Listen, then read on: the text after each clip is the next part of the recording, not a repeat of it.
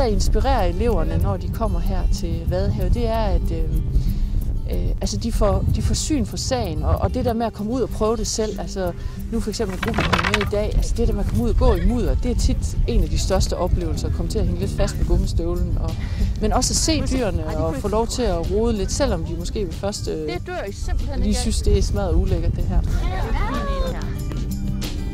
er lidt vild, men så har vi lige forskellige størrelser her. Super duper!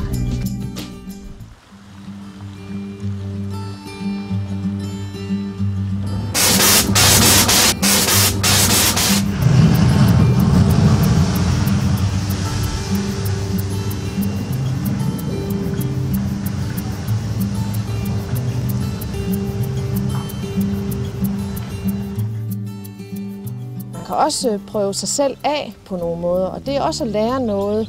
Det er at lære noget måske mere om sig selv, men for eksempel vores Segway, som er rigtig, rigtig populært her, det er det her tohjulede køretøj, som er en fantastisk oplevelse at komme op og stå på. Og man kan sammenligne det lidt med at stå med et kosteskaft i hånden og balancere det. Det er selvfølgelig lidt svært i starten her lige at holde stille, men når vi kører, så kommer det til at køre lidt bedre.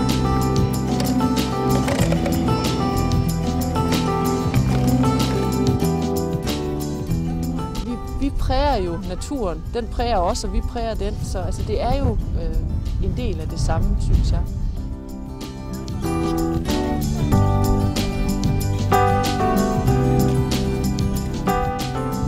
Altså Vadehavet, det er jo Danmarks største naturvildreservat, og om ikke så længe også en af Danmarks nationalparker. Altså naturen og kulturen hænger sammen, og her i Vadehavsområdet ses det jo tydeligt, fordi da de første mennesker begyndte at bosætte det her område, der satte de også deres præg på området.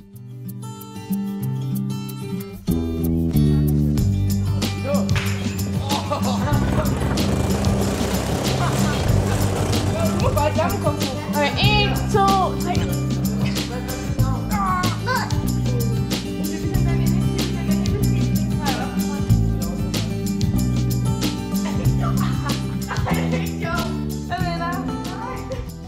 Viden og læring er en del af den danske kultur på den måde, at det er så dybt forankret i os, at vi er et vidensland, som lever af at have rigtig dygtige hjerner, som kan komme op med nye, spændende ting.